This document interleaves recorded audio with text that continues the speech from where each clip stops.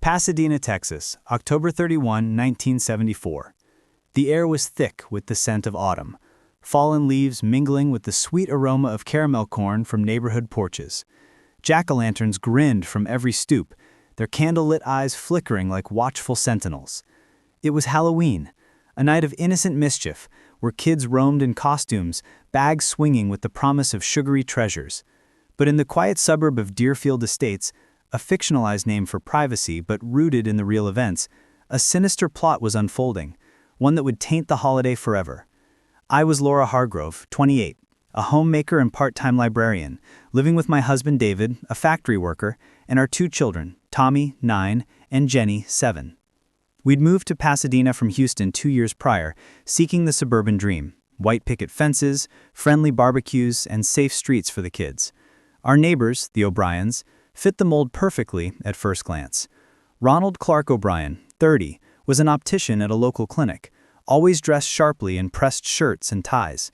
His wife Daneen was a soft-spoken homemaker, and their kids, Timothy Mark, 8, and Elizabeth, 5, played often with ours. Ronald was active in the church, singing in the choir and handing out Bibles. But there was an edge to him, a forced enthusiasm that made conversations feel scripted. That year, Ronald organized a neighborhood pumpkin patch event in his backyard. "Let's make it memorable," he announced at a block meeting, his smile stretching too wide. The setup was impressive.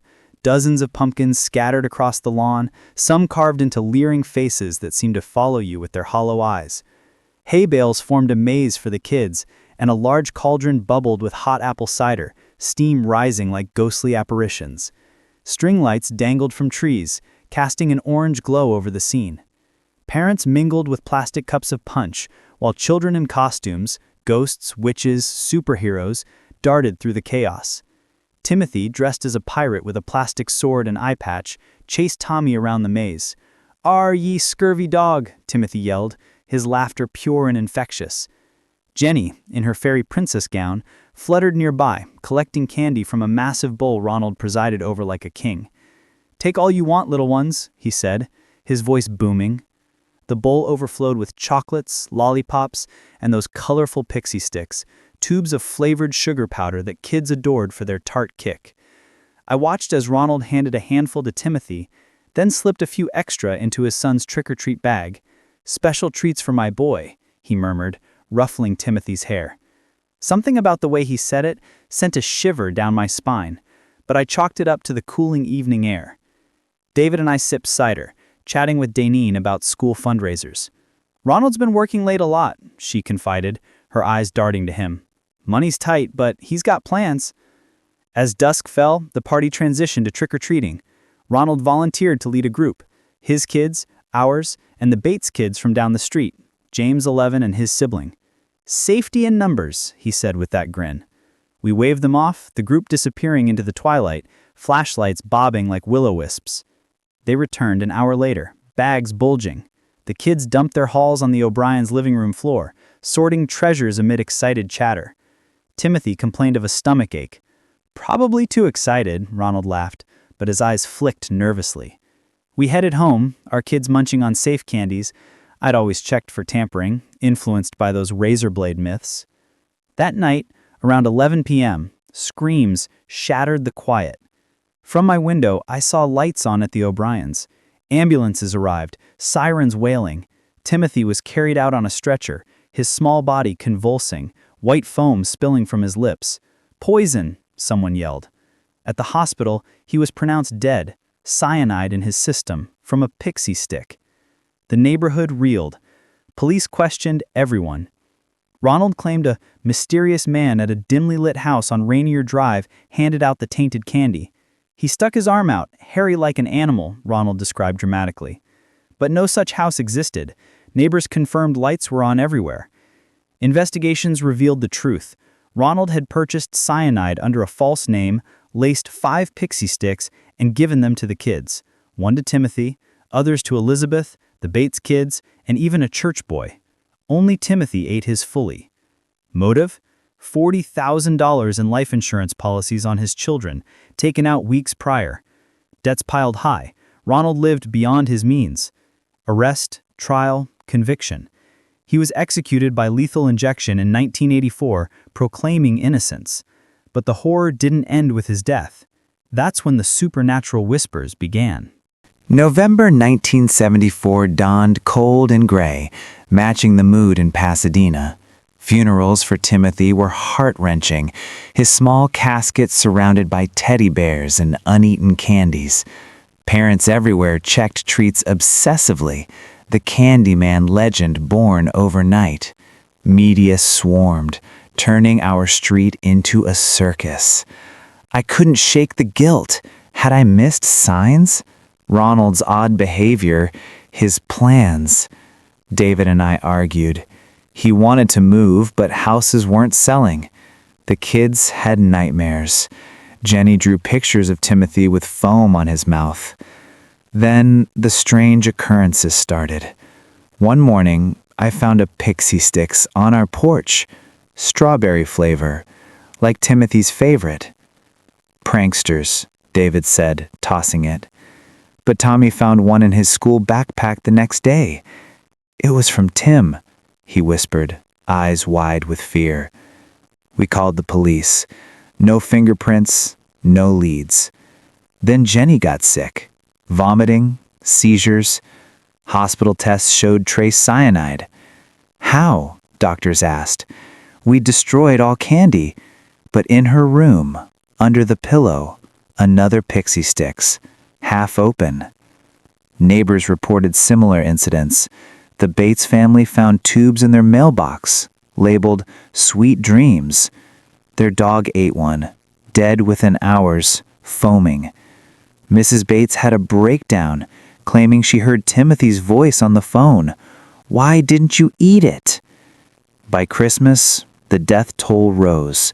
A local boy, 10, choked on tainted chocolate, cyanide.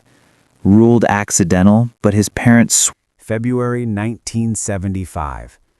Alone with the kids, I barricaded the house. Tommy and Jenny were terrified, drawing wards against the sweet ghost. The calls now included Timothy's laughter mixed with Ronald's voice. The policies in place joined the family plan.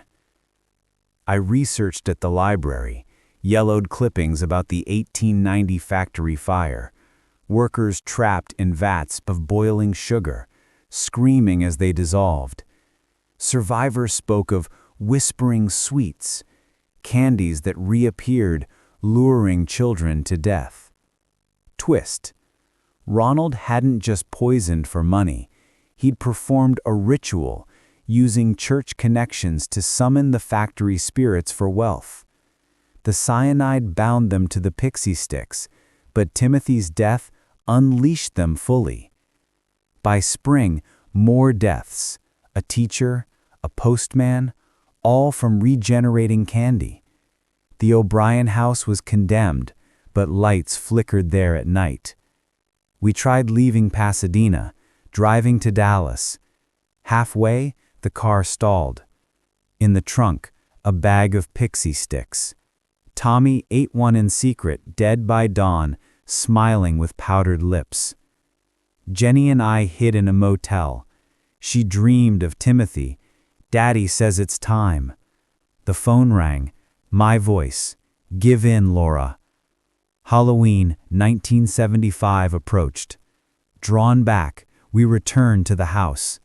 Pumpkins grew unnaturally, vines slithering like snakes. Inside, spectral figures, Ronald, Timothy, victims, offering candy that wriggled. Jenny succumbed, powder filling her lungs. Alone, I fought, but the curse whispered secrets, my own guilt. The candy forced itself down my throat. Everyone died, choked on eternal sweetness. The curse lives, spreading via stories. If candy appears, it's calling you. Twist. In 2025, reports of pixie sticks in stores and calls from dead numbers. The Candyman evolves. Frederica, Delaware, October 2005, a small coastal town where Halloween was king, streets transformed into spooky spectacles with fake graves, animatronic monsters, and elaborate props. Oak Lane was the heart, residents competing for scariest yard. Porches sagged under cobwebs, lawns teemed with plastic zombies rising from dirt. I was Sarah Wilkins, 35, a nurse, living with husband Paul, a teacher, and our kids, Ethan, 15, and Lily, 12.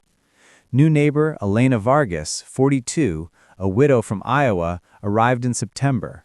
Reclusive, she rarely spoke, but her decoration wowed us. A lifelike figure hanging from her massive oak tree, woman in a tattered white dress, noose around neck, feet dangling 15 feet up, swaying in the breeze. Creepy as hell, Paul said, but we admired the realism. Kids posed for photos beneath it, laughing. Best one yet. Halloween night, block party with bonfires, costumes, candy. Elena's door stayed dark, assumed she was out. The figure swung gently, wind whispering through leaves like sighs. Morning after, coffee in hand, I glanced out. The figure still there. Cars passed, honking appreciatively. By noon, a crowd gathered, complimenting the prop. Then, a jogger got close, screamed. It was Elena, real, hanged overnight. Rope from her garage, body cold for hours. Police arrived, suicide note inside. The weight is too much. Depression from husband's death years prior.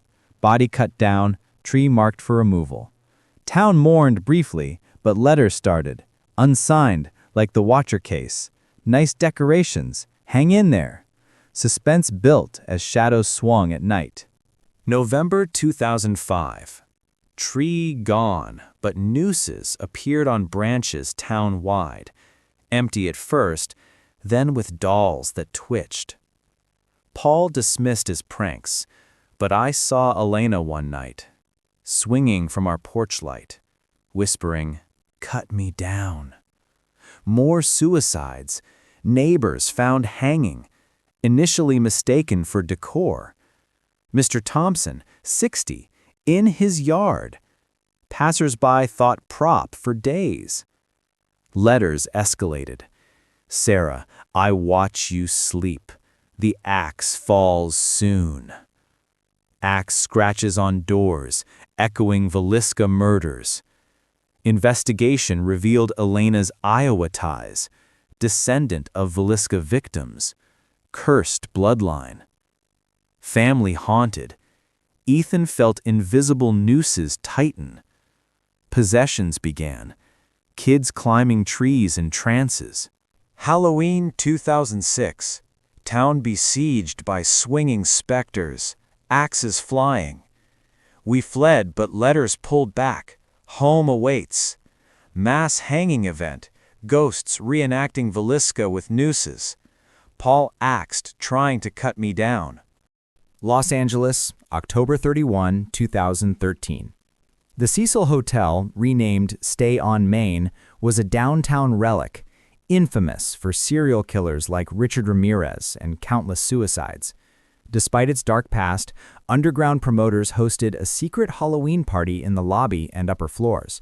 Costumes, DJs, glowing cocktails. I was Mia Lopez, 22. A film student, attending with friends, Alex, Sophie, and Jake. Elisa Lamb, 21, a Canadian tourist, was there too. Solo traveler, chatting about her trip. Elevator glitched, doors stuck open, as if invisible guests entered. Elisa rode with us, behaving oddly, gesturing wildly, hiding in corners. Party raged, but water from taps tasted foul, metallic. Elisa vanished. Next day, complaints of low pressure. Body found in roof tank, February 19. Drowned, naked. But on Halloween, the hauntings began. November 2013. Hotel guests reported shadows in elevators, gesturing like Elisa's video. Friends possessed, walking walls, drowning in baths. Twist. Halloween party awakened water spirits from hotel's bloody history. Black Dahlia ties, suicides. Alex drowned first, whispering, "The tank calls."